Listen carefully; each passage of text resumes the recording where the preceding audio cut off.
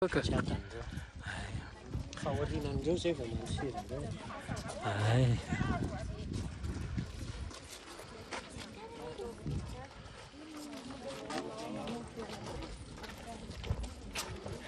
zany ny sampana tsy adana avy amin'ny district Anandolo.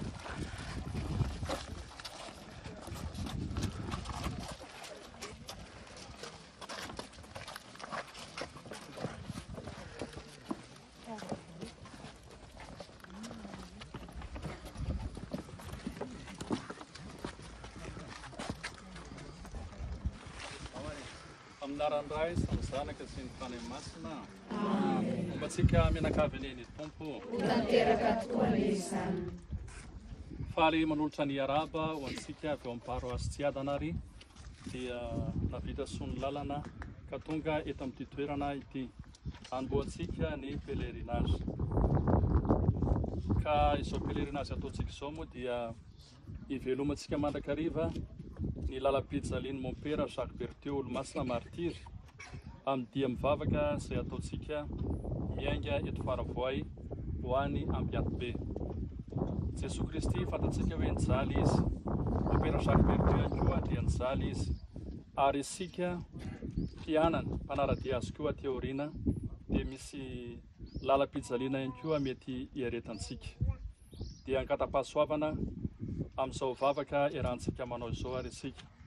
Fahasoavana ho an'ny tenantsika, fahasoavana ho an'ny fianakaviantsika, fahasoavana ho an'ny paroasika, indrindra ho an'ny distriktantsika izay maneho fiombonana amin'ity andro androany ity. Dia araka ny fandaminanao miaraka hen'ny tenan'Andriamanitra isika, milazalaza momba an'i Jesoa Kristy ao amin'ny evanjely. Hiaino ihany koa sy handinika amin'ny fijaliany Mon-Père Jacques Berthieu, tandindo amin'ny fijaliany Jesoa Kristy, indrindra fangatahana fahasoavana miaraka amin'ny Mon-Père Jacques Berthieu. Ety am-piandohana ary anao antsa anankiray isika.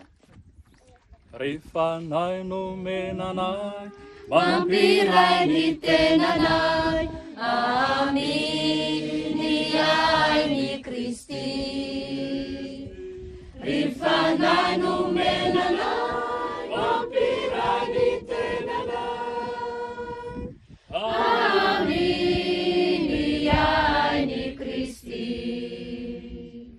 Miasanao no alalana fa i Jesu tomponay, Deshi tena numpanay, manitra tokoa. Rehefa nahy nomenanay mampiray ny tenanay, aminy ainy Kristy. Rehefa nahy nomenanay mampiray ny tenanay, aminy ainy Kristy. le boky eny amintsika izy betsaka ny ambobe masanto ny Faravoay. Eny tsy fototsika izy fa amin'ny Ronomaserato raha ny tokony nataontsika dia hoe Faravoay fa falany le boky dia ohatrany tsy natota ry zareo sa Faravoay betsaka any. Efa tsakany ny tana le mana Faravoay. Ale ambobe masanto Ambobe masanto. tena le ambobe masanto betsaka. Alao are tele ambobe masanto ty iny mandefitra kely zany le mana Faravoay fa ity ampiasainy dia misy ten'Andriamanitra anankitelo ao le evanjely reo angamba misy ohatra misy evanjely roa na telo na ray dia ataovy anankiray foana ny vakina. Amin'ity fijaliana voalohany ity zao dia le ten'Andriamanitra le anankiray natao any. Zao ary dia fijanonana voalohany zao dia omena ny tompona ndraiky tsara ny fahatariana azy. Fijanonana voalohany. Fijanonana voalohany. Mon-Père Jacques Berthieu nosamboriny mena lamba teto ambobe masoandro. Mitsaokanao sy misaotranao izahay ry Jesoa. Fa ianao namonjy anay olombelona tamin'ny nahafatesanao sy ny nitsangananao ho velona. Jesoa Kristy ao amin'ny evanjely fa nisy kosa Samaritana anankiray nivahiny teo aminy ka nangoraka noho ny nahita azy. Nanantona azy izy dia nameny feriny ary nanisy diloilo sy divay azy fa nampitaingina azy ny soavaliny sy nitondra azy tany an-tranom-bahiny ka nitsabo azy. Mopera Jacques Berthieu niafina tato amin'ity trano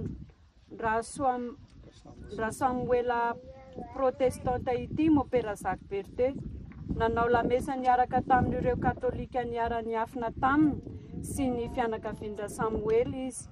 Ny andro ny valo jiona 1970 tonga ny mena lamba tokony ho tamin'ny 3 ora tolakandro. Ny orakoraka ary ny kikika nitady azy. Aiza ilay vazaha?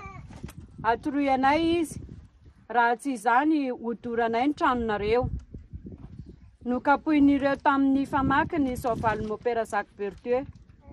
Noteteny sy navariny tao andavaka ny hadiovany ao aorian'ny tanàna, adivory ao aorian'ny tanàna. Ny aiky niantso ilay mpanompony iray. Ato izy fa miverena. Niorakoraka ny tapody ireo mena lamba. Nibosesika tao hatrany ambony rihana izy ireo. Nazerany avy amin'ny tohitra i mopera raha niafina tanaty Oronatsy. Novakiny teo andrefatrano. Navoakany teo andrefatrano. Nokapainy manga soavina mena lamba iray tamin'ny famaky ny andriny. Ny tsininika ny rà. Nofafany mopera tamin'ny mosoarany ny rà tamin'ny andriny. Mahereza ianareo anaka ary tohizatsika ny saple. Hoy mopera tamin'ireo kristianina niara-niafina taminy. Aoka hiomana fa mety ho faty isika. Raha tsy maintsy ho faty anefa isika dia aoka ny tenako no hiaran'izany. Tsy ekeko ny hahafaty anareo eto. Tsy ady aminareo aho, hoy mopera tamin'ireo mena lamba.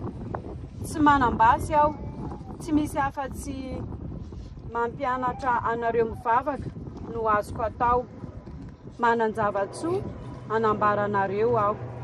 Iarahantsika manao ary ny vavaka fangatahana fahasoavana. Ry Jesosy samborina tao an-tangoronao livo. Mahatsiaro ny samborina mopera Jacques Berthieu teo kapoiana zay. Noho izy nanao fihetsika ilay Samaritanina tsara fanahy. Ka mangataka amin'ilay fahasoavana sy ny hery fanahy masina amin'ny alalanao.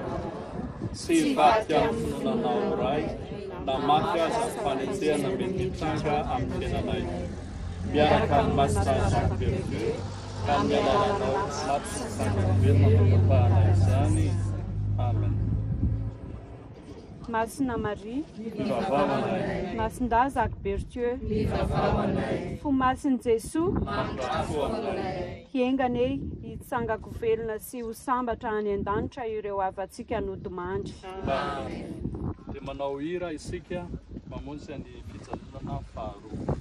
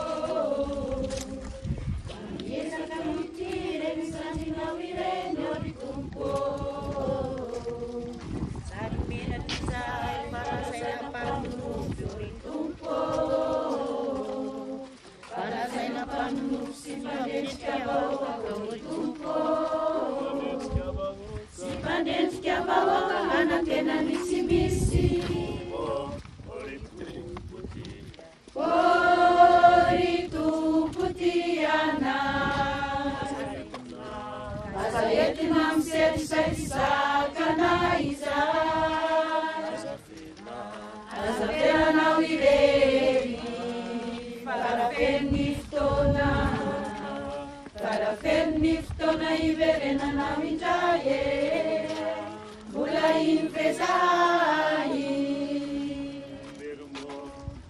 Piromony olona ty minonao akory oi tompo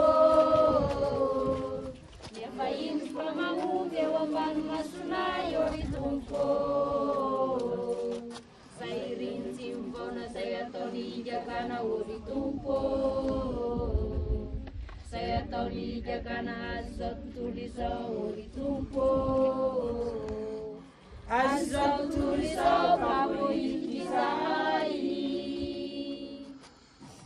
Fijanonana faharoa Mopera Jacques Berthieu tonga teto Ambavahady antsinanana Ambohibe Masoandro Mitsaokanao sy misaotranao Izaely Jesoa nampijaliana sy novonoina fa nitsangana tamin'ny maty Fa ianao namonjanay olombelona tamin'ny nahafatesanao sy nitsangananao velona Ary niteny Jesoa ka nanao tamin'izy ireo hoe Mova tsy ny sambotra jiolahy no fiavinareo mitondra sabatra sy kobay sambotra ay Teo aminareo isan'andro aho nampianatra teo ankianjan'ny tempoly kanefa tsy nisamborinareo fa izao no tanterahan'ny soratra masina Dia nataon'izy rehetra fa mendrika ho faty Jesoa ka ny sasany nandrora azy dia nanarona ny tavany sy namely totondry azy ary nanao hoe vinanio ny mpanompo avy no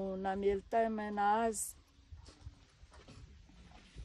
Mopera Jacques Berthieu Notarian'ireo mena lamba ivoaka ny vavahadiny Ambohibe Masoandro i Mopera Jacques Berthieu Notariany ny anatsimo avy eo ny antsinanana ny nday ny akanjo rebarebany Nositondra ndrainy miaro velo ny lakroany ambozonany Ity izany ny sampy amitany ialany zanakay Nokapohin'izy ireo tamin'ny voapamaky izy Nolatsain'ireo ny sambady izy nataony hoe Azonay ialahy androany Ialahy izay mandrara anay tsy hanary ny vady Efa tsy tianay ary manery anay tsy hanambady maro hafa Mandritra izany Naparitaka ny mena lamba sasany entana tao anaty valizy Sapile sady nopotehiny ireo Nokarohiny ireo fitaovam-pivavahana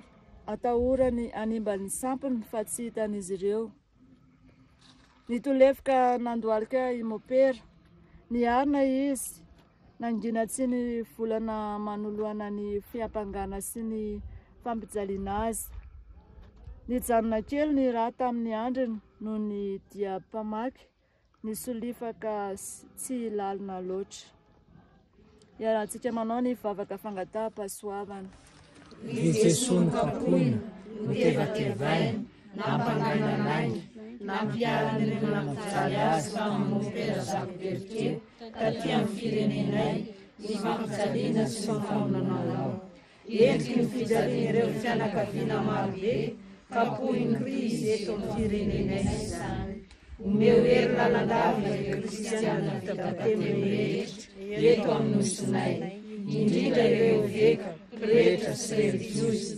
katesista sy mpitondra ny sanambaratongana Ijoro tsy atahotra ny ovaovolombelonao eo anivon'ny firenena sahirana tsy mandry fahalemana Mitotonga ny mpiainam-panahy sy moraly ary fiarahamonina betsaka manitra sy fadiranavana Hahafoy ny ainy hanao sorona ny tenany hamonjy ny vahoakanao amin'ny alalanao maty sy tsangavavelona Amen Masina Marie Mivavao anay Masina Jacques Berthieu Mivavao anay Fomasin'i Jesoa Mamindafo aminay Engane tsangako velona sy ho sambatra any an-danitra ireo avantsika nodimandry Amen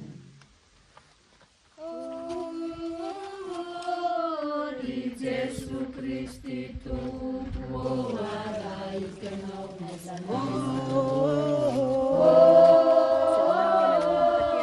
Ry Jesu Kristi Tompo araikanao Tianao ve no pianatro vola makareny no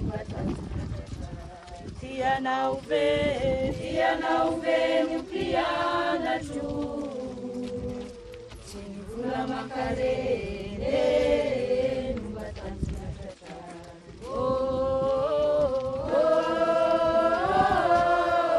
ry Jesu Kristy Tompo araikanao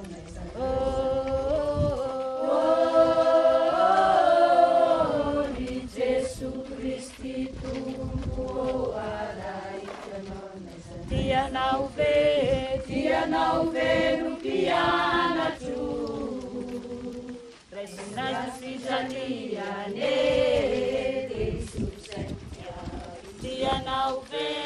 tianao ve no mpianatro raisinazy fijaliane ry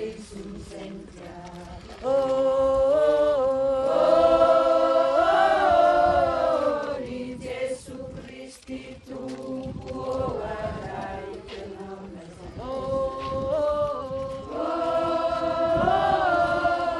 ry Jesu Kristy Tompo araikanao tianao ve no mpianatro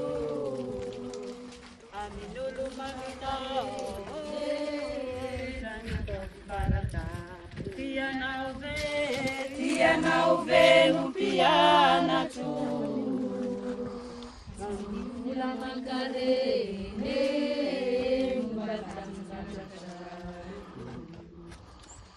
no ny voamaraina ny andro dia nivory ny olona sy ny lohandoam-pisorona ary ny mpanorandalàna ka netiny teo amin'ny sanejina i Jesosy ary hoy izy taminy raha ianao ny Kristy dia lazao aminay fa hoy izy taminy na ilaza aminareo aza tsy hinoanareo akory ary raha nytany anareo aza tsy hovalianareo na alefanareo akory tsy ho ela intsony anefa ny zanak'olona dia hipetraka eo ankavanan'ilay Andriamanitra mahery. Mopera Jacques Berthieu. Tsapain'ny Mopera Jacques Berthieu fa tsy ho afabela amin'ny reto Menalamba izy. Fantany fa tsy maintsy ho vonoina izy ireo izy.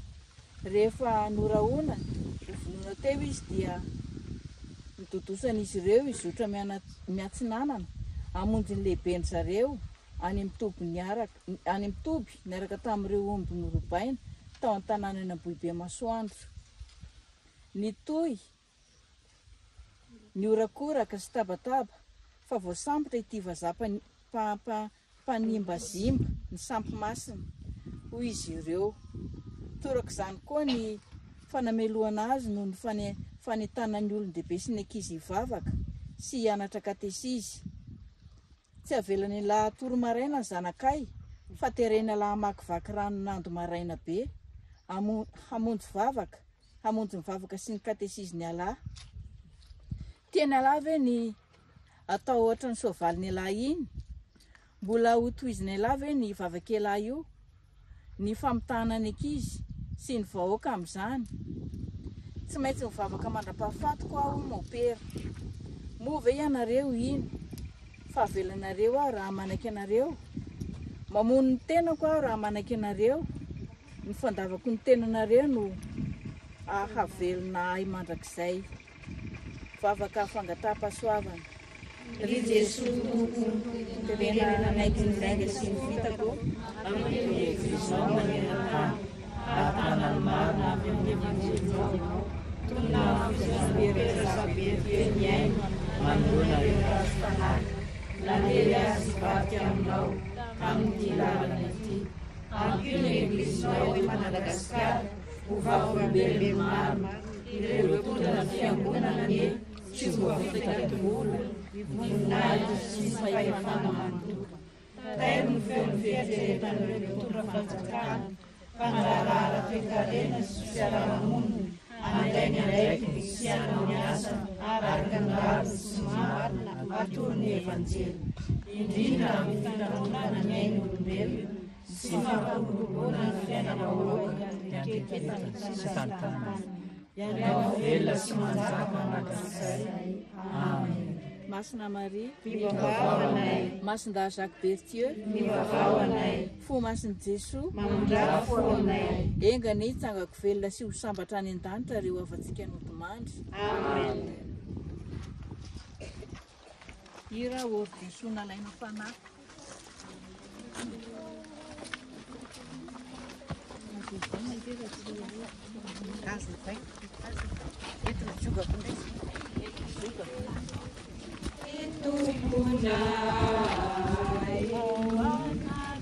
Ao anatiny Eucharisty, ny feonao manasanay, mahoavy zanako ibisibitsino mamaly, iantsopitiavana.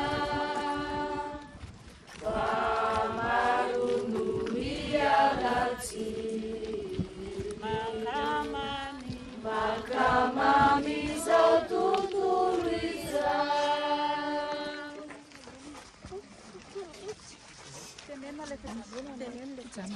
Fijanonana faefatra Nopera Jacques Bertieux tonga teto an-tampon'Ambohitsara.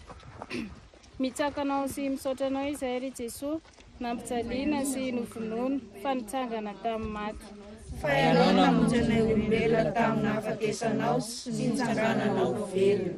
Dia namory ny mpanolon-tsaina, ny mpisorombe sy ny farisianina ka nanao hoe inona ity ataontsika fa manao famantarana maro iny lehilahy iny. Raha avelantsika hanao izany izy dia hino azy ny olona rehetra, ka ho avy ny Romanina dia ka ny tanànantsika sy ny firenentsika. Tamin'izay dia nitsangana ny mpivory rehetra ka nitondra an'i Jesoa tay amin'ny Pilato ary niampanga azy toy izao: azonay nampiodiana ny firenenay ilay io sy nandrara tsy andohetra ho an'ny amperora ary nilaza ny tenany io kristianina mpanjaka, Kristy mpanjaka. Mopera Jacques Bertieux notodosan'izy ireo anaraka ireo andianomby norobainy hatrany Mopera. Teren'izy ireo ho ao anatin'ny andianomby izy indraindray. Ny tena nampitolagaga azy ireo fantatra dia tsy nisy naomby iray aza nanoto na nanitsaka azy. Nafatotra izy ireo ny tanany teny an-dalana ary vao maika aza no amafisy ny an-trano. Hoy ny lehibe ny mela lamba iray: raha hatsahatra ela io fampianarana mivavaka io dia ataonay lehibenay ala hampianatra anay tambasy noho ny vavaky ala io dia nangalary ny vazaha ny tanindrazanay. Nianga i Mopera teny an-dalana, nangina i Mopera teny an-dalana tonga teto Ambohitsara izao. Teny feno fitiavana toy ny hoe anaka ry zanako no ho any navalin'ireo mena lamba nampijaly azy. Tsy asako anaka ny mampianatra mitambasy hoy izy. Ny nampianatra ny olona hivavaka no andraikitra mba hamonjena ny fanahy. Tsy afaka ambavany Mopera ireto teny mandalany sy manaja ny fianakaviana. Hoy ihany izy teto an-tampony Ambohitsara: vao kely ny tanako anaka, hakako ny mosoara hamafako ny rà sy ny atsembohana amin'ny tareko. Tsy hitako intsony ny lalana, vavaka fangataham-pahasoavana. Ry Jesoa mpianatra amin'ny misaotranao izahay no nieriko ny Mopera Jacques Bertieux nanolon-tena vavaka maro, namela ohatra sy amin'ny fanahy nampitondra na fiarana ireo zaza sy namamasy izy. Hanihona ny fitiavanay, hitondra fandevanemana eronay ijajanao Mopera Jacques Bertieux mpianatra toana mieriko fanalasa manokana ireo mpiano fahasalamana rehetra na ratsy moderna na zanatany na mpitaizana etim-paharazana hitanosiana jafitiavana ny manaraky sy ireo maray miazo vonjy amin'izy ireo amin'ny alalana mijaly sy maty azantsangam-pelona mankatana izany. Amen. Masina Maria, mivavao anay. Masondahy Jacques Bertieu, Mivavao anay. Fo Masin'i Jesoa, Mamondraty fo aminay. Ingany hitsangako velona sy ho sambatra any an-danitra ireo avantsika lotomandry. Amen. I raha ataontsika ento ny zogako.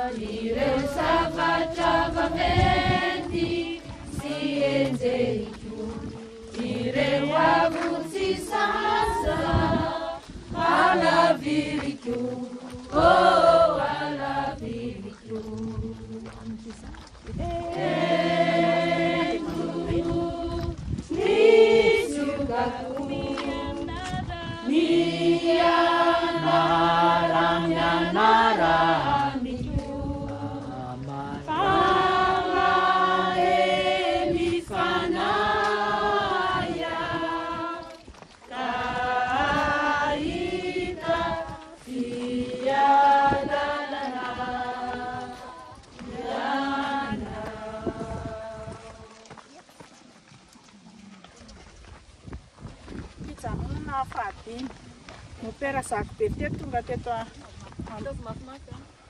Mopera Jacques Bertieu tonga teto Ambato-Maranitra. Mitsoka anao sy misaotra anao izahay ry Jesoa nampijaliana sy novonoina fa nitsangana tamin'ny maty. Fa ianao namonjy ilay olombelona tamin'ny nahafatesanao sy nitsangananao velona.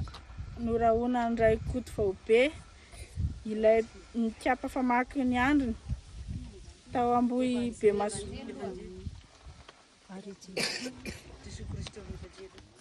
Ary Jesoa nanantona azy ireo ka nilaza taminy hoe efa nomenay avokoa ny fahefana any an-danitra sy ety an-tany, koa mandehana ianareo ataovy mpianatra ny firenena rehetra ka ataovy batemy amin'ny anarany Ray sy ny Zanaka sy ny Fanahy Masina, sady ampianaro hitandrina ny zavatra rehetra nandidiko anareo.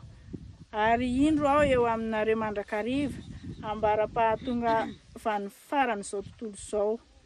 Ary raha mitondra ny Jesoa vonoiny ireo miaramila dia nisy lehilahy Sireniana anankiray avy any an-tsaha atao hoe Simona.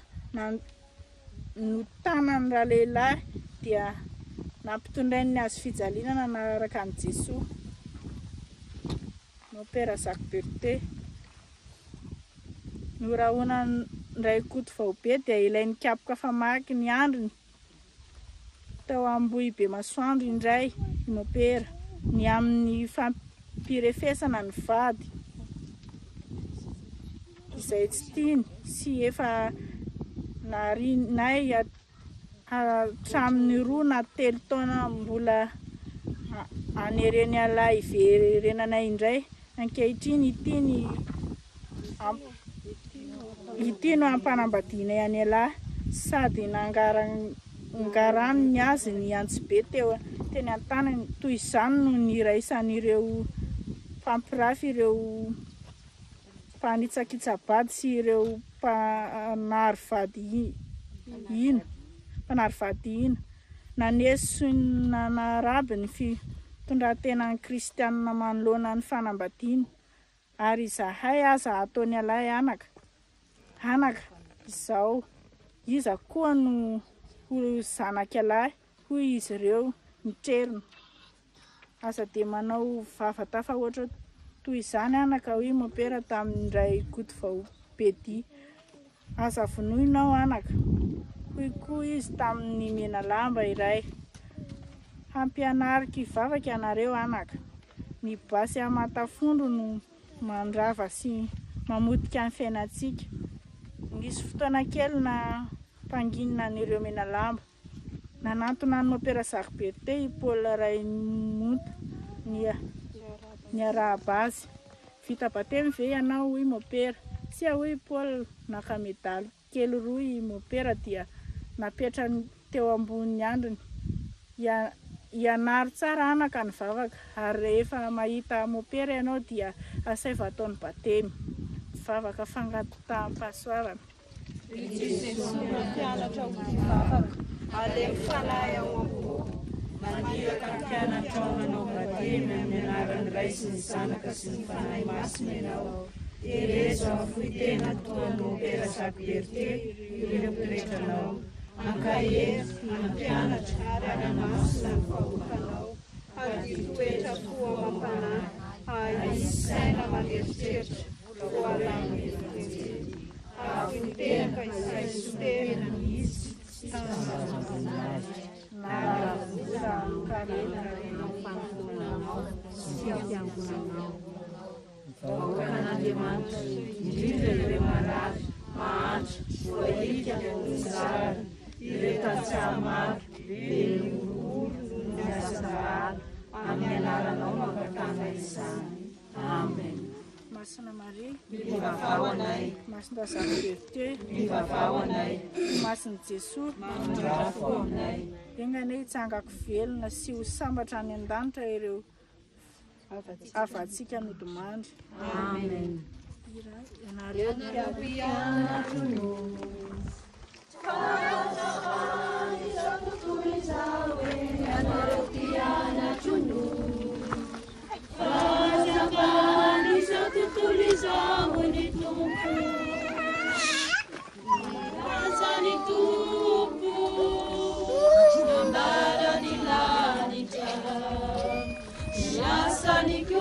Turina wakabaka Nianjo milaza minanjo manaraka Niali nijai mikatara nialina Ianareo mpianatro no Fahazavani za tutuliza we ianareo mpianatro no tutuliza ulitupu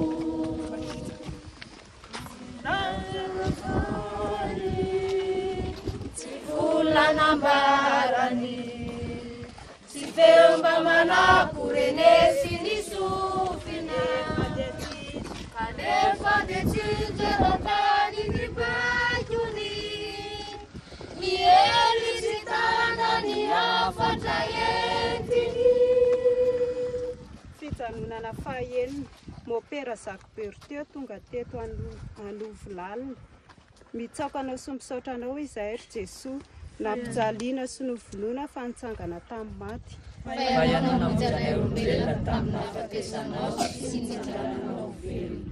Jesosy Kristy ao amin'ny Evanjely. Indray andro nivavaka tamin'ny toerana anankiray Jesosy ka noho nitsahatra izy dia hoy ny mpianany anankiray taminy mba hampianaro mivavaka izahay tompoko tahaka nampianarany Joan'ny mpianany. Ary hoy Jesosy taminy, raha mivavaka ianareo manaova hoe ray ho amasinina neny anaranao, ho tonga neny fanjakanao, omeo anay isan'andro ny hanina sahaza ho anay, avelao ny elokay, fa izay koa dia mamely izay rehetra diso taminay, ary aza vela ho azo ny fakapanahy izahay. Hoy Jesosy mivavaka, ray ho tsy ny hanesoranao azy amin'izao tontolo izao no angatahiko, fa ny arovanao azy amin'ilay ratsy, tahaka ny tsy mahaolona izao tontolo izao ahy, no tsy mahaolona izao tontolo izao azy ireo koa. Hamasina amin'ny fahamarinana izy ireo, ny teninao ny fahamarinana. Mopera Sariberte noteren'ireo mena lamba hitsambikina ny tatatra teto Alovolalina Mopera Sariberte nangataka izy mba hampiana ho tantanina saingy tsy nisy nentina nampy azy na iray azy. nikody tao atatatra mopera noho ny arerahana sy avizanana tafahoatra. Nasain'ireo mena lamba iarina izy hanjoy ny dia miantsinanana.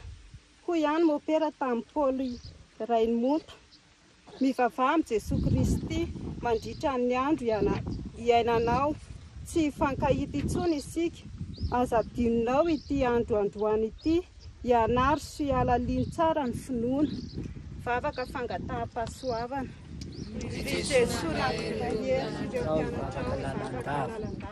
Nampahery kristiana ny andreketany, vavaka mafy toy izany mopera Jacques Bertier. Paherezo amin'ny fanahy masina ny fiangonanao, tarihan'ny Papa François, dimbiny Pierre sy ireo vekarehetra, indrindra ireo tao amin'ny firenenay, miankina amin'ilay tanteraka fanova fahaliam-panahy amam-bavaka amin'ny misionera azy, hanamafy ny finoana vahoakanao. Ny fiangonana eto Madagasikara hoy ny tany fanahy masina, hiasa mafy amin'ny fitoriana ny vaovao mafana sy fampianarana ny finoana amin'ny katesisma sy ny fitiavam-bavaka ho famonjena ny firenena ho voninahitra Andriamanitra iray. Amen. Masina Maria, mivavao anay. Masin-da Jacques Bertier, mivavao anay. Fo masin' Jesosy, mandrafo anay. Engane hitsangako velona sy ho sambatra any an-danitra ireo avantsika notomandry. Amen. Kristi zanaka noaray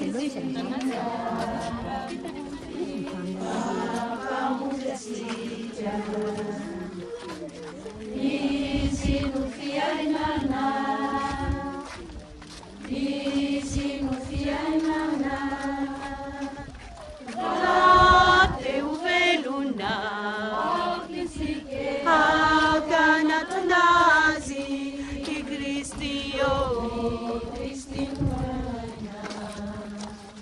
velona ho amin'ny iray, Kristi velona, Kristi zanaka no araitsika,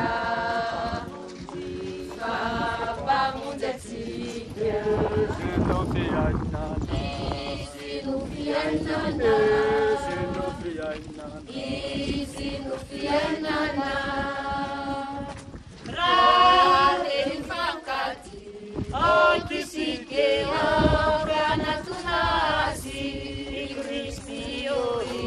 Kristi no laoky, samy zanaky ny ray, Kristi velona, Kristi zanaka no araitsika,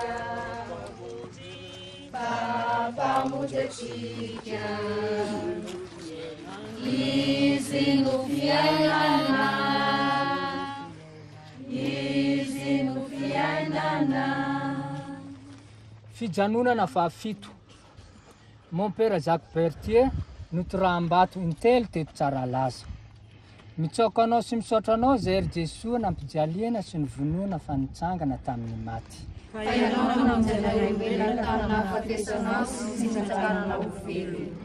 Jesosy Kristy ao amin'ny evanjely.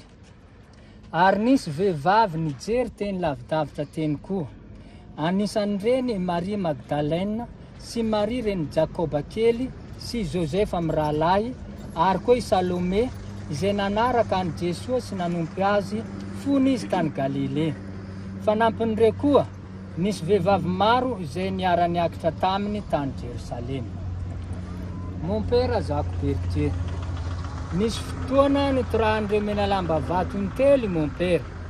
Nandoalika izy dia dify azy ny vato voalohany. Voavily ny tana ny faharoa. Navo azy ny fahatelo ka nampiondrika azy.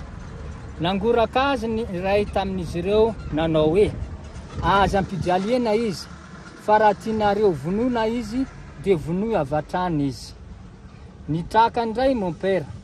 Nitoy atrany ny dia ny atsinana.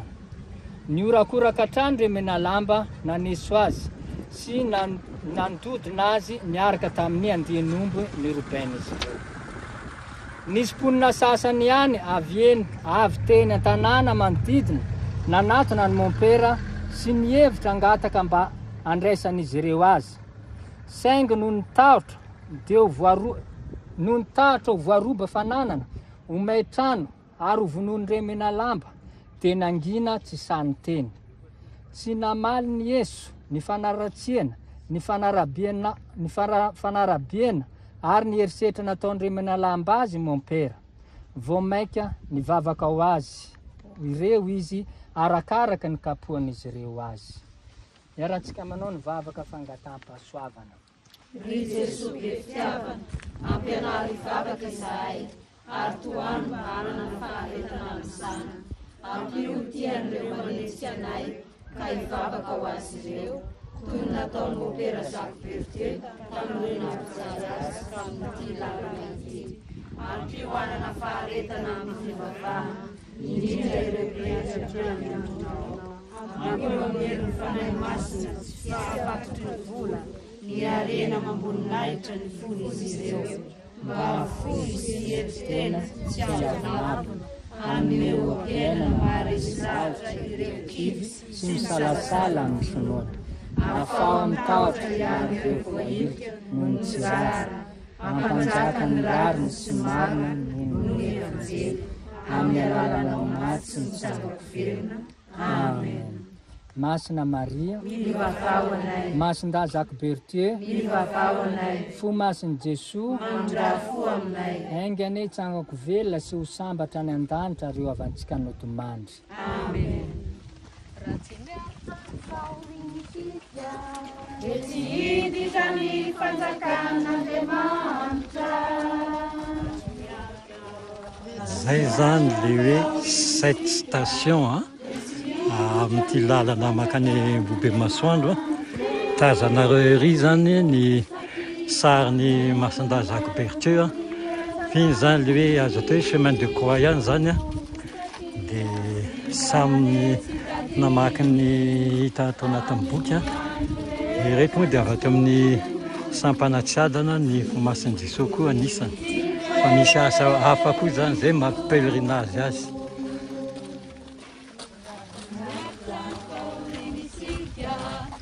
Hiditra ny fanjakan'Andriamanitra, miaritra ny fahorinisika. Etsy hiditra ny fanjakan'Andriamanitra.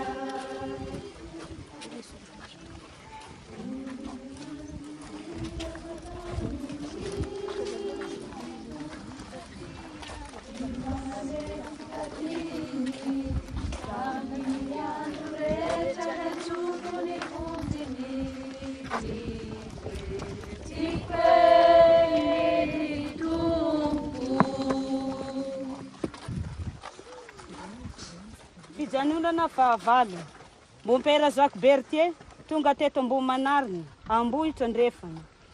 Mitsoaka anao sy misaotra anao izay ry Jesu, nampijaliana sy novonona fa nitsangana tamin'ny maty. Ianao namonjy anay olombelona tamin'ny hafatesanao sy ny fitsanganao velona. Dia nendany ny fitafiny ka nampitafiny lambajaky izy, ary nandrandrana fehilohatsilo izy ireo. Dia nasatro ny lohany sady nampitaniny volotara ny tanany ankavanana. Dia nandohalika nila teo anatrehany izy ary naneso azy. Ary abary mpanjakany jiosy. Dia nororany izy ary nalainy ny volotara ka nokapohany ny lohany. Noho nolaloviny toy izany dia nesoriny ilay lamba ka nampitafiny azy indray ny fitafiny. Ary nentiny nofantsena tamin'ny azo fijaliana izy. Noho ny afaka izany dia fantatry Jesu fa efa tanteraka ny zavatra rehetra. Ka hoy izy mba tanteraka ny soratra masina. Mangetaheta aho, ary nisy bakolo feno vinaingitra kosa teo, ka nalainy ny sponge novotosana vinaingitra dia natoka teo am-bavany. Vao nanandrana ny vinaingitra izy dia nanao hoe tanteraka ny zavatra rehetra. Dia nanondrika ny lohany izy ka nampita ny fanahiny.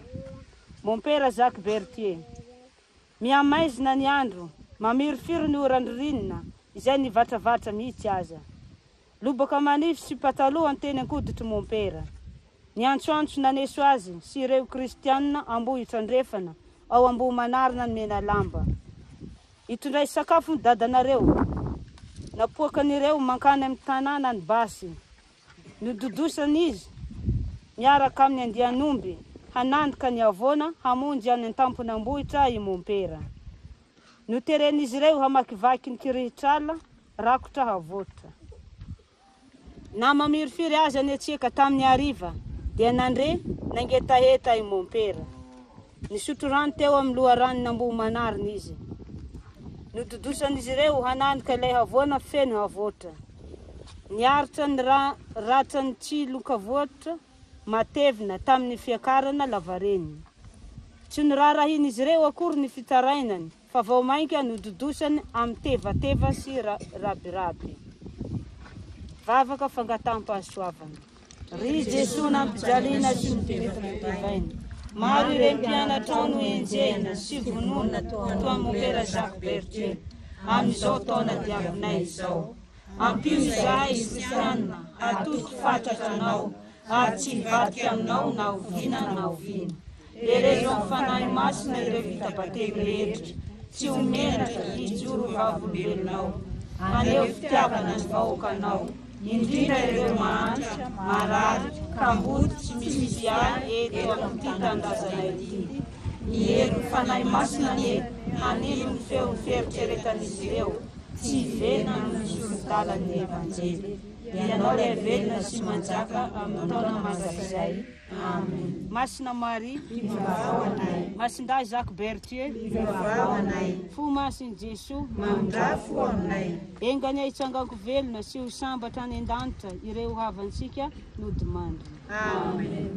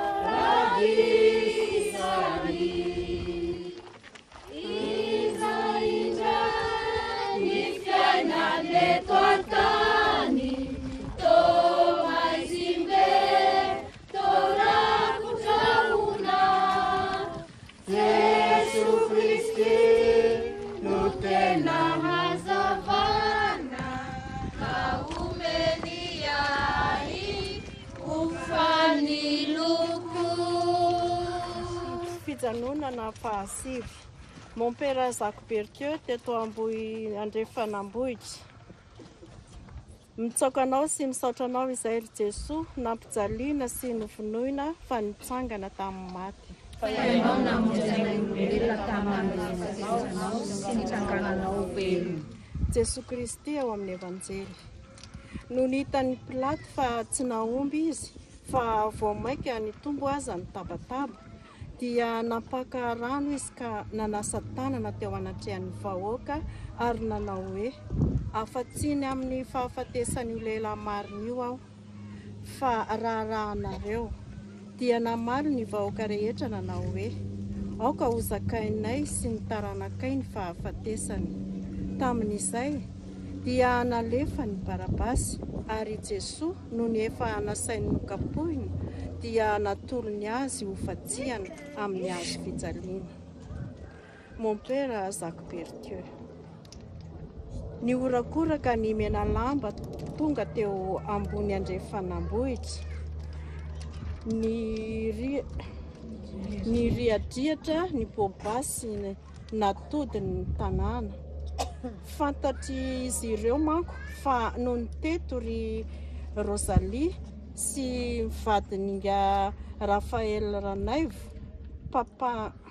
mpampianatry ny sekoly katolika, mpanampy akaiky ny mon père Jacques Berthieu, ho divinjanahary no nahafahandrasa ny Rosalie niara-ny afina tamin'ny zanany 5 tao Ampahitromby.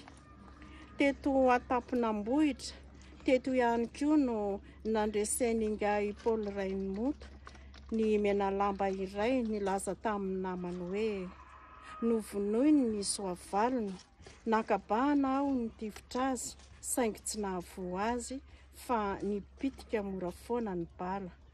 Hatramin'io dia terakovitra aho. Vatany vao nahita anambohitra i mon père dia nanao famantarana ny azo fijaliana ary ny vavaka mangina. Izao ary dia nanao vavaka fangataha-basoavana isika.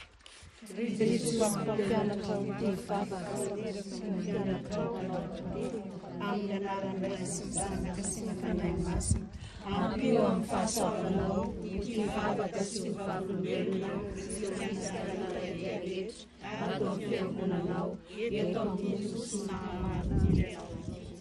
Toa omeo masinao, omeo fanahy masina ny mpitondra fiangonana, ny amanjery fitandrahana, amin'ny fampianarana, amin'ny ataony sy ny fahafizatenany, ka hanompan'Andriamanitra amin'ny raranao maty sy tsangam-peveny. Amen. Masina Maria, mivavahoanay. Masinda Jacques Berthieu, mivavahoanay. Fo masiny Jesosy, mamindrafo aminay. Engene tsangako velona sy ho sambatra any an-danitra ireo afa-tsika lotomandry. Amen.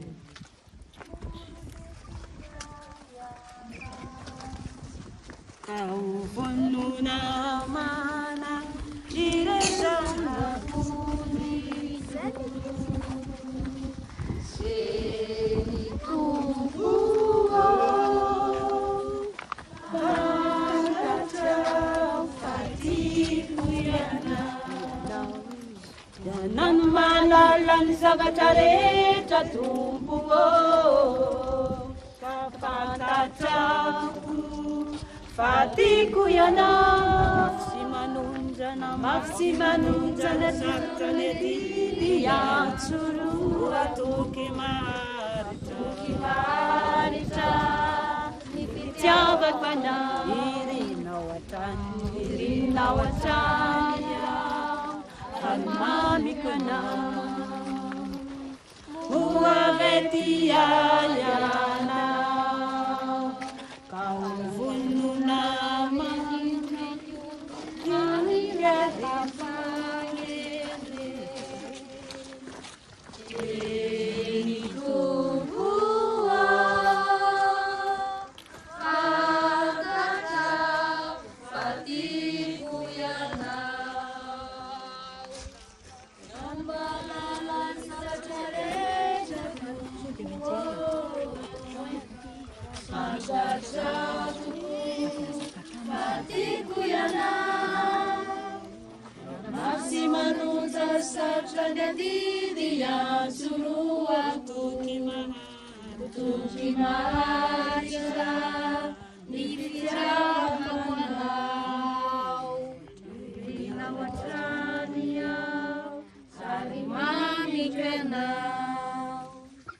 Fijanonana vavolo, mon père Jacques Berthieu, ila toko tamin'ny fiangonana Ambohitra. Isaka anao sy misaotra anao zay i Jesosy, ampizaliana sy novonono fanitsangana tamin'ny maty.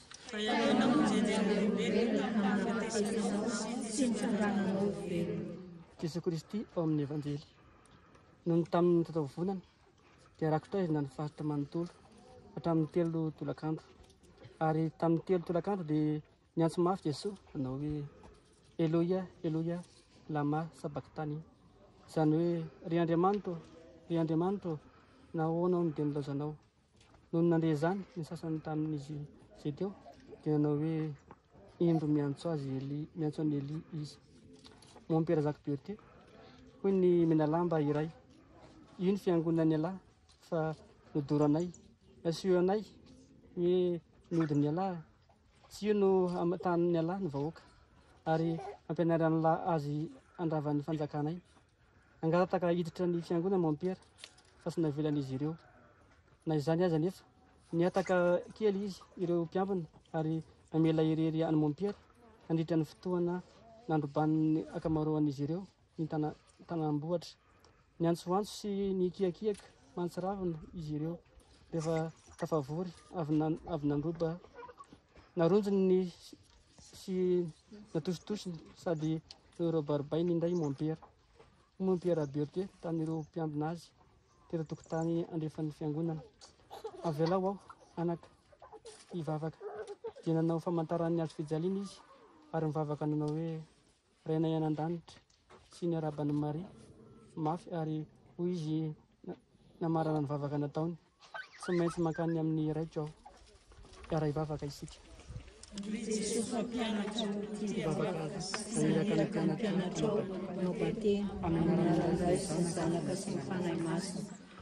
fahasoavana ireo fitabatemy rehetra aharitra amin'olona sy ary fikitra amin'ny marina ereso fanahy masina ireo rehetra tantana ny vahoakanao antiavana ny vavaha manokana ho an'ireo kristianina laika ny andraikitra ny raharaha-vahoaka fanjakana ny vavy ireo Izay otsoro ny fanahy masina dia ny feon'ny fitretraizy ireo eresika potra amin'ny sahiatra ny raviny marina no ny finoana sy ny aman'izanay toy ny ataon'ny Berthe Amen.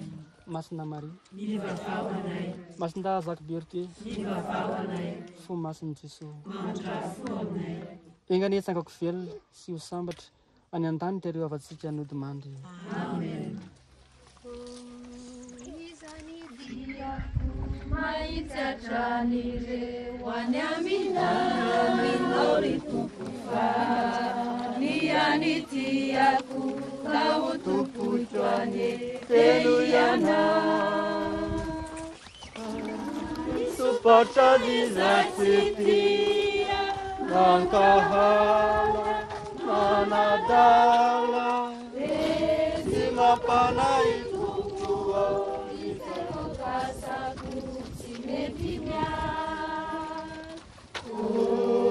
izany diako maitsatranyre hoany aminao ry tompo fa ny anitiako ka ho tompoitro ande te ianao na mandalo nagato mianjo lay tanàna ny dolana rehetra miambamba tompo ny faniriako tokapirany isany diako maitsatranyre hoany aminao ry tompo fa ny anitiako ka ho tompoitro ane te ianao. Fijanonana faaraky ambin'ny folo Montpierre Jacques Berthe fito amin'ny renirano kely ranopotaka mitsaoka anao sy misaotra anao zay Jesosy nampijaliana sy ny vonoina tamin'ny tsanganany tamin'ny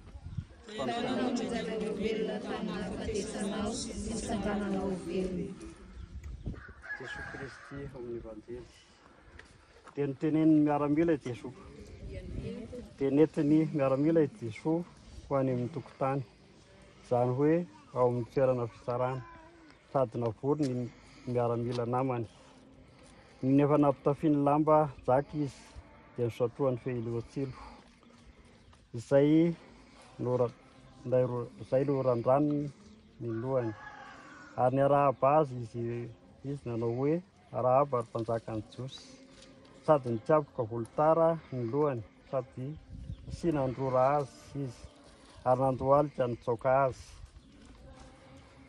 Ny miaramila koa neso azy ka nanatona nanolotra naingitra azy ary nanao hoe raha ianao ny mpanjakany Josy onjeo ny tenanao. Teo ambony lohan'i Jesosy koa dia nisy soratra tamin'ny fiteny grika sy latina ary hebreo nanao hoe ity Jesosy mpanjakan'ny Jiosy. Opera Jacques Bertier. Tonga teto amin'ny telo asa lalina avaratra Atsinanambohitra ity opera sy ireo Menalamba nampizaly azy. Nalain'ny Menalamba iray ny mosarany opera rehefa nandalo ity renirano kely maloto ity izy ireo. Nasokany tao anaty ranopotaka dia nahosony ny lohany. Niorakoraka izy ireo amin'izany nanao hoe izay tenenin'ity opera ity hono dia nohon'ny vazaha rehetra mpanjakan'ny vazaha hono mako izy. Opera Jacques Bertier amin'izany sady mivoadinitry ny asembohana.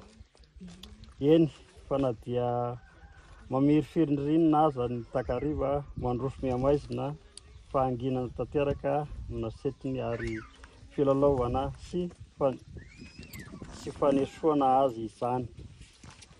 Vavaka fangatahana fahasoavana.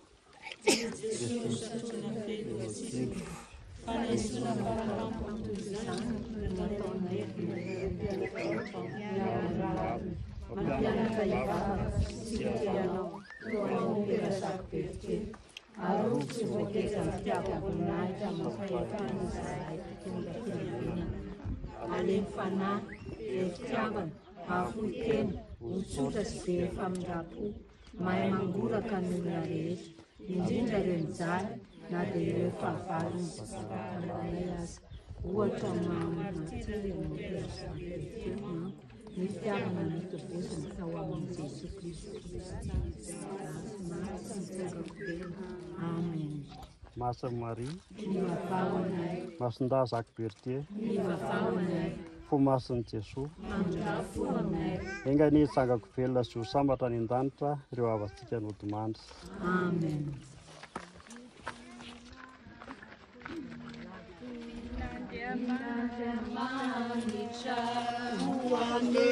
Wani andanitrani, funena ni veluna, isutrani lalaku, akina diamanitrani, wani andanitrani, funena ni veluna.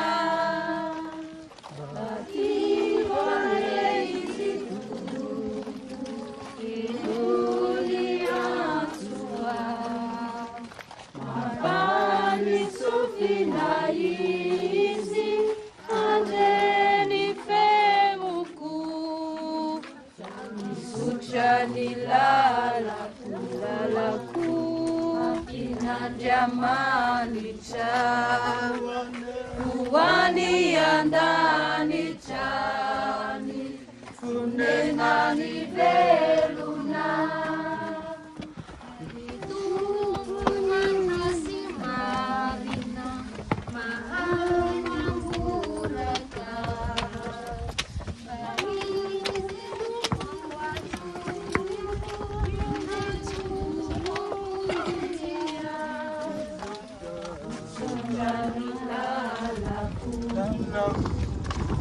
Inandiamanicha, uwani andani chani, funena ni veluna. Bijutani lalaku, inandiamanicha, uwani andani chani, funena ni veluna. Fijanonana faharoa ambin'ny folo. Mitsokanao sy misotranao izahay ry Jesosy nampijaliana sy novonoana fa nitsangana tamin'ny maty.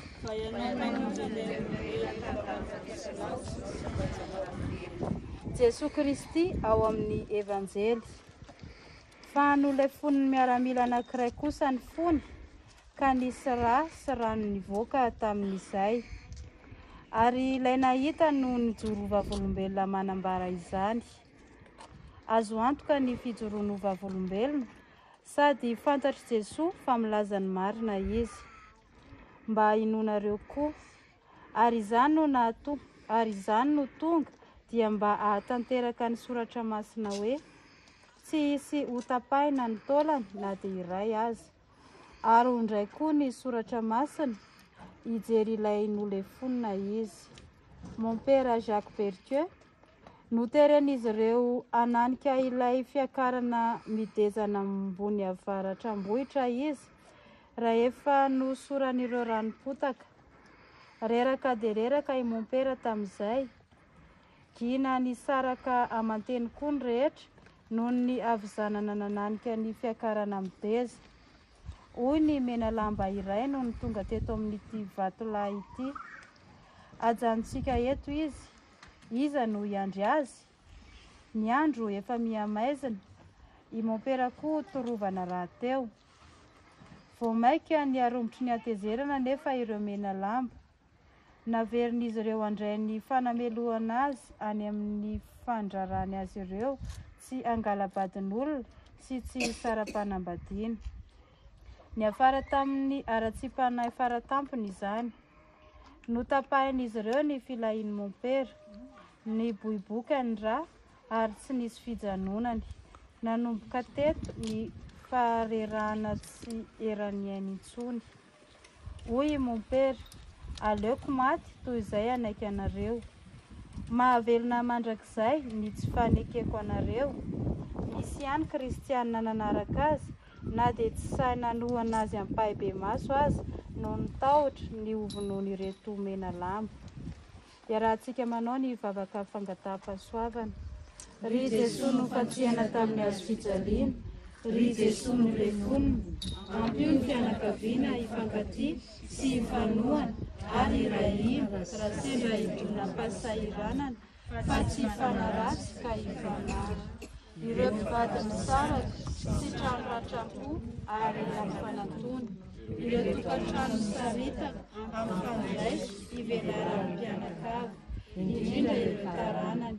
Ireo tanora sy ankizy madinika tararaka mamparany, ho tariana sy ho erezin'ny fanahy masonao, ho tia sy anaja ny ray aman-dreniny, hizotra ampitisana anao hamakivaky ny fiainana, hitombo tena, fahendrena, vatana sy fanahy ao amin'ny finoana, ho voninahitry ny anaranao sy ny ray ao amin'ny fanahy masina. Amen.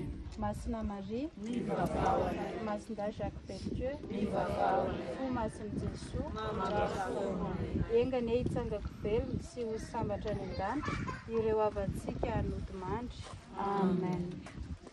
Tsika fijaliana faharoa ambin'ny folo dia midina manao foana ireo azafady dia midina manaraka ny voaka-bavahady dia eo tena be da be fakapanahy izy mpivarotra ambadika ao dia mba mandresana izay fakapanahy izay aloha tsika midina fa mbola lavidavitra kely ny fijanoana fahatelo ambin'ny folo zay ok soavadia ary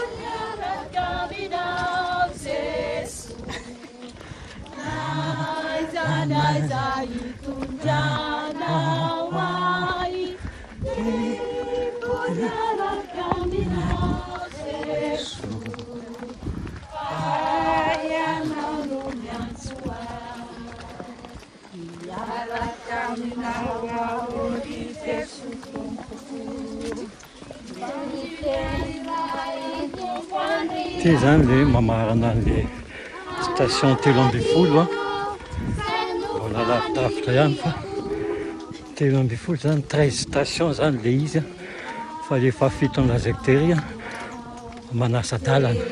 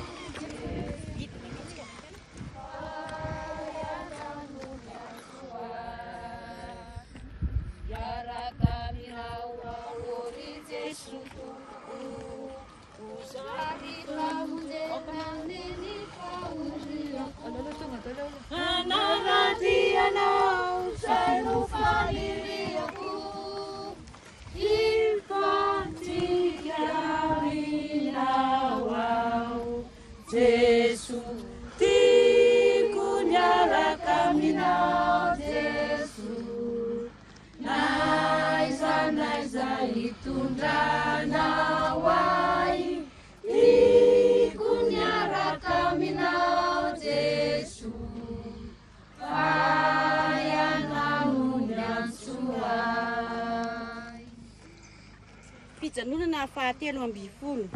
Mon père Jacques Bertier tonga teto Faravoay akaiky n'ity tsangam-bato ity. Mitsaoka anao sy misaotra anao zahay ry Jesosy nampijaliana sy novonoina fa nitsangana tamin'ny maty.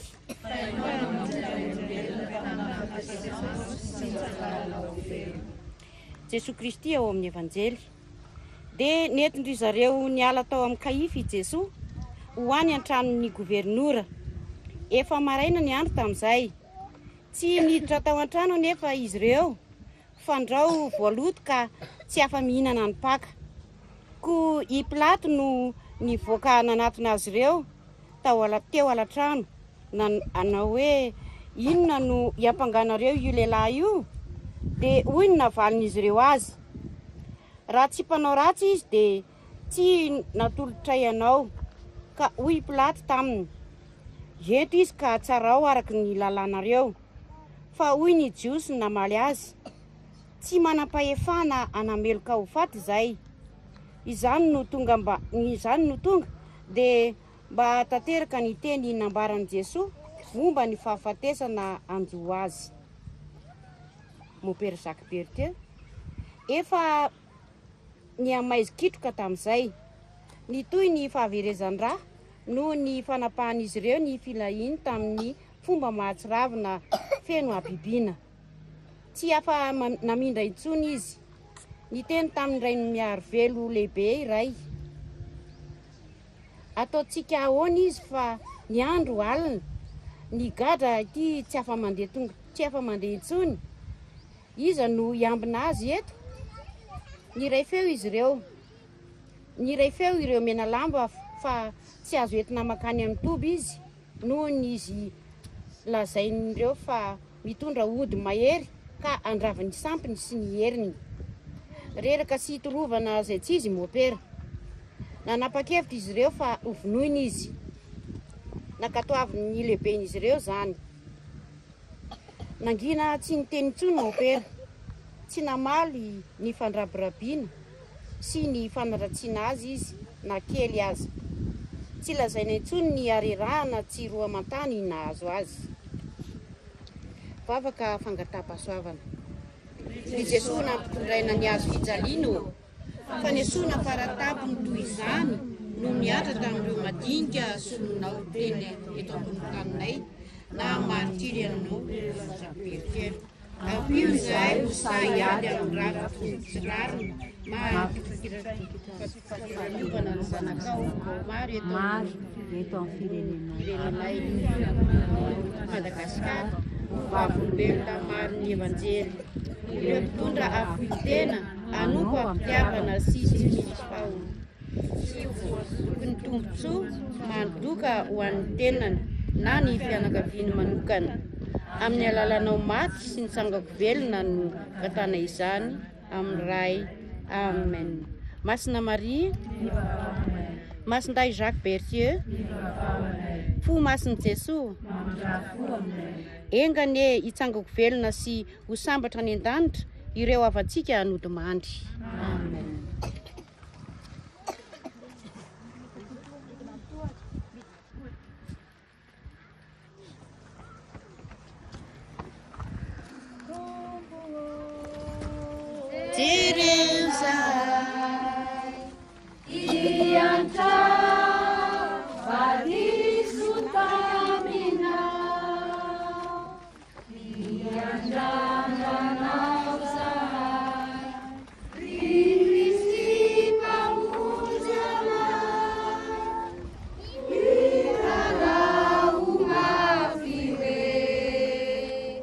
Avela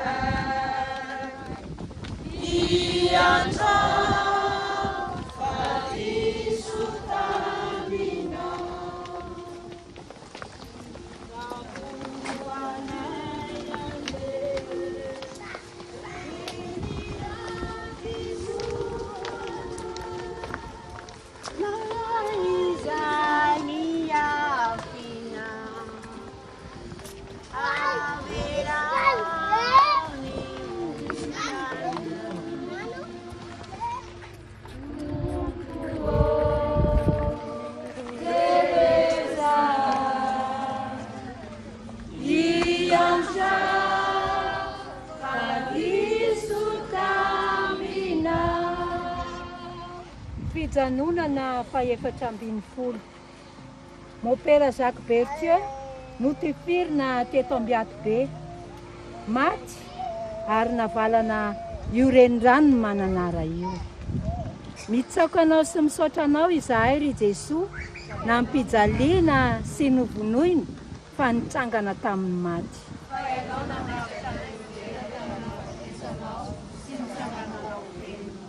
I Jesosy Kristy ao amin'ny evanjely. Raha efa voafantsiky ny miaramila tamin'ny hazo fijaliana i Jesosy, nalainy ny fitafiany ka nozarainy efatra dia samy nanana ny anjarany avy izy. Toy izany koa ny akanjo rebareba, saingy tsy nizaitra kosa ny akanjony ka fahatenina iray ihany, hatrany ambony ka hatrany ambany, ka nifampilaza hoe izy ireo aoka tsy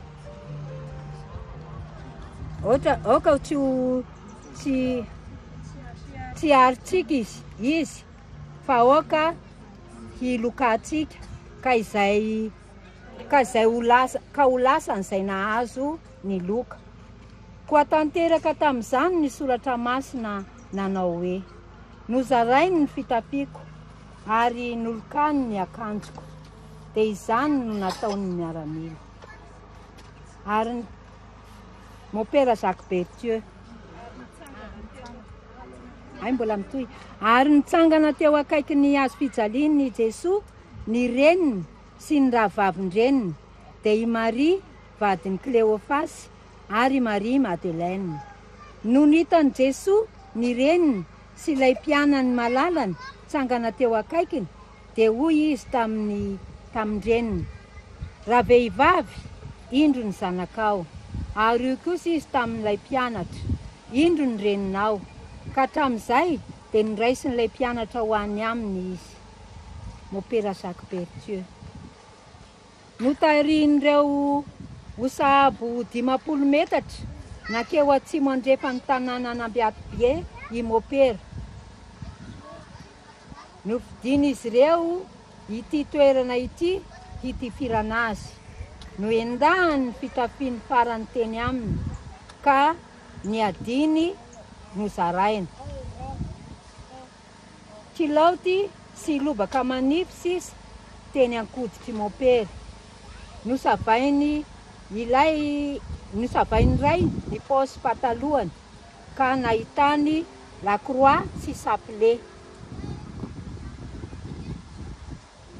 Ataony alahy iny reto, hoy ny sasany, nitrerina ilay nisavany paosiny. Zavatra feno ody, zavatra feno ody, mosavy ireny ka tsy azony lahy entina any amin'ny toby ireny. Ataoko kilalaon-janako hoy izy. Natokan'ireo irery tokony tratoraka i Mopera. Ataovy ny vavaky alahy fa ho faty alahy, hoy rainy miaro velo lehibeny sy lehibeny. Ny kapiteny rainy mangasoaviny no nanomeny baiko hitifirana azy. Nitifitra tsiroro ireo miaramila nilahatra ka tsy nisy nahavo azy. Nanantona ny Mopera ny ray tamin'ireo mpitifitra azy, nandrahona mafy azy, nanao hoe: avelao io vavaka mamita bahoaka ny alahy io, fa ataonay lehibe anay sy mpanolotsainay ialahy. Nandoalika nitodika ny antsinana ny Mopera. Avelao aho mba hivavaka kely, hoy Mopera. Ataony veloma ireo kristianina ondriny. Ao miantso arivo, Anjolipady ary Ambatomainty. Novelariny toy ny lakroa ny sandriny, dia notohizany ny vavaka. Masina Maria ny vavao ahy, ry fo masin'i Jesosy mamindrafo amiko. Dia nitodika nanatrika ireo enda hitifitra azy izy dia nahavoa azy ny roa voalohany. Niondro tsy nahavoa azy ny roa voalohany. Niondrika kely mopera sady nanao famantarany azy fijaliana. Ny fitifirana indray, ny tifitra indray ny roa manaraka fa tsy mbola nahavoa. Ny tifitra ny fandiminy ny kapiteny Rainy zanaky Zafombelo ary nahavoa fa tsy nahafaty azy. Ny kapiteny Ray Mangasoavina no nanohoka ny basiny sy ny tifitra farany. Maty mopera saingy mbola nijery ny masony. Nodaroany Rainy zanaky Zafombelo ny vody basiny lohany ary dia nilofika tanteraka i mopera Jacques Bertieu. Dia nariany ireo teo ny fatiny. Lasa nitsoka kosa izy no sady nandroka ny omby halatra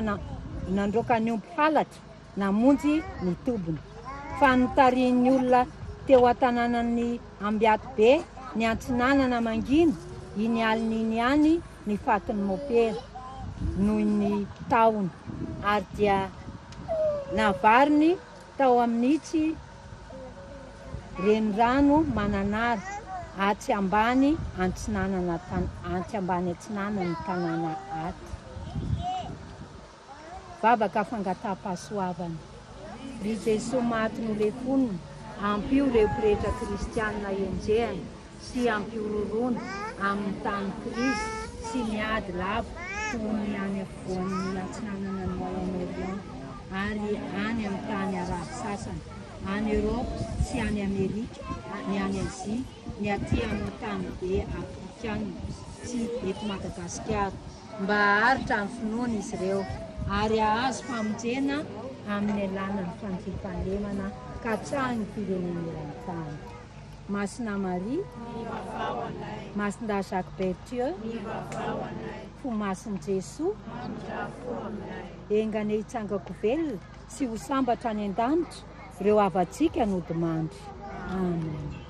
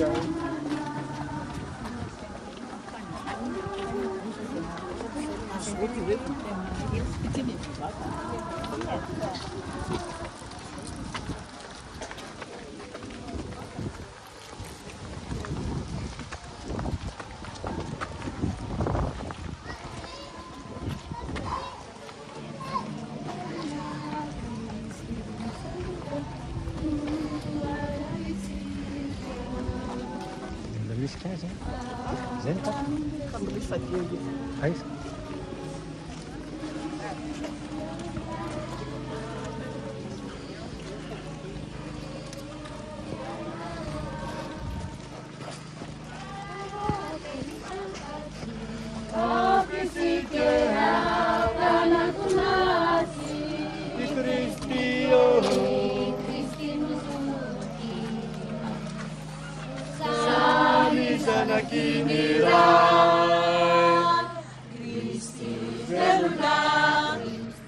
Sanaka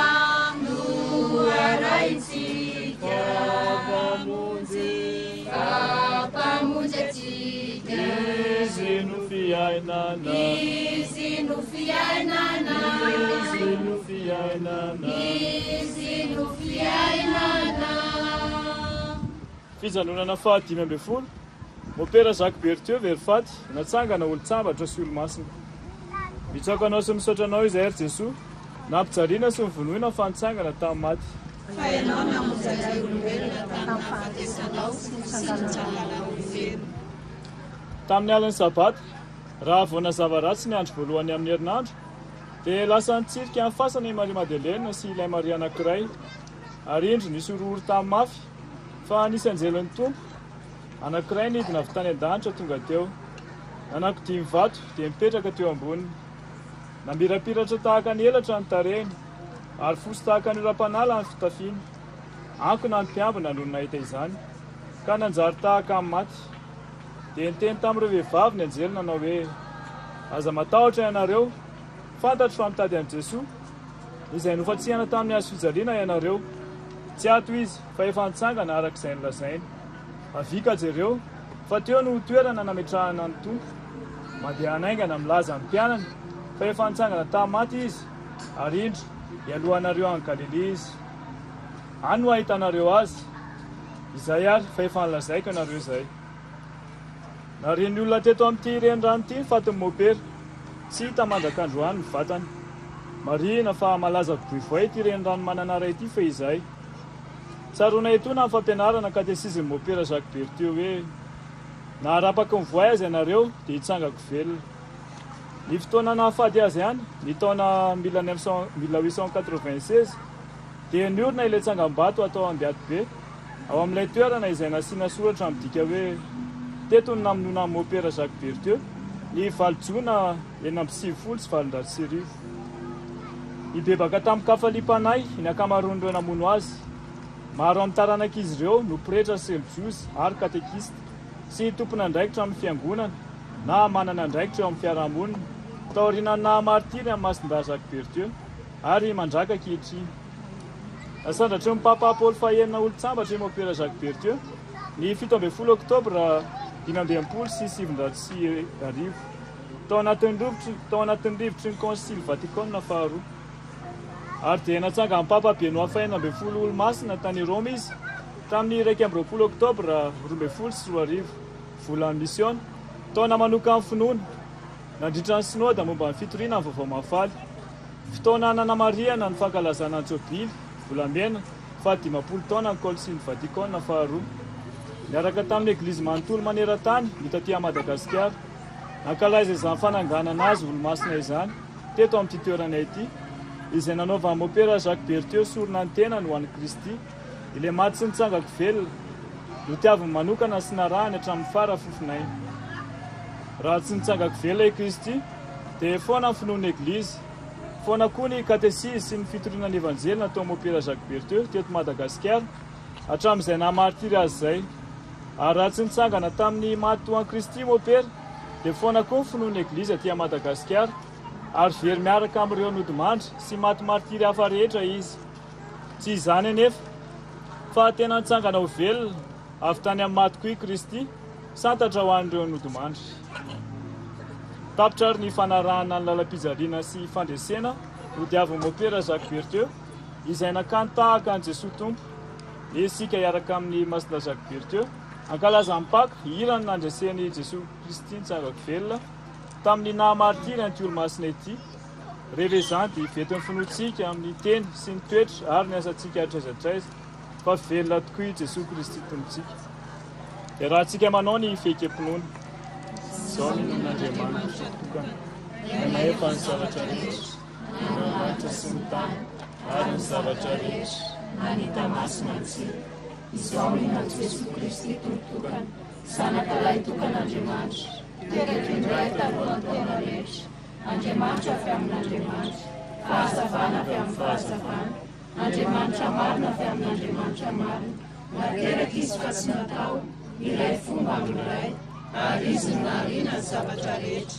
Isika olombelona sy mifamonjena antsika no nidinany avy any an-danitra, ary nakanofo tamin'ny Maria Virginy izy, no ero ny fanahy masina ka tonga olombelona, no nafatsiana tamin'ny asy-fijaliana ho antsika indraiko tamin'ny andro postulaty mijaly alonalevo mitsanga voelana tamin'ny afahapely araka taolaza sositramasy niakatra ny an-danitra dia mipetraka kavanan'ilay mbola ho avy ambonahitra indray mitsara mivelona sy ny maty raha tsy anapatapelana ny fanjakany izao miny mifaray masy tombo zoalamlaina avy amin'ny raisy ny zanaka misaona sy ny amboninaitra miaraka amin'ny raisy ny zanaka ary miteny tamin'ny favampaminany izao miny eglizy iray masina katolika apostolika izao mankatoloka teny tokana fanalana ny fahotana ary izao mianitsakana maty sy ny fiainako any.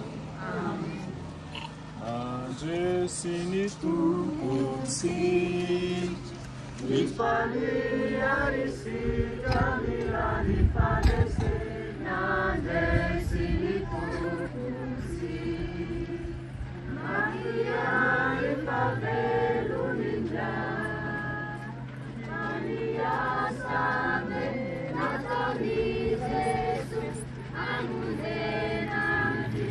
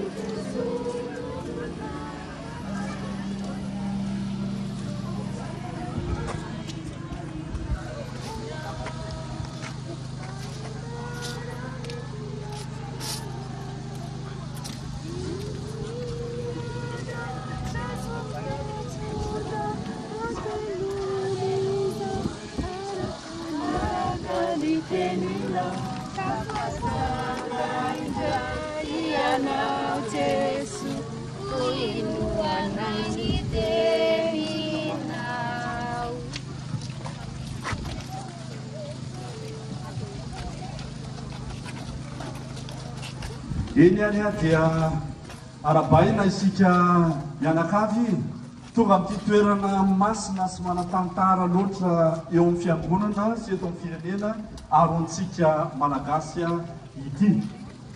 Ka raha ny fandaram-potoana dia hiditra amin'ny resaka antsapanantsika aloha sady maka aina amin'ny alalan'ny hira ary koa maka aina fanahy amin'ny alalan'ny hira ihany koa.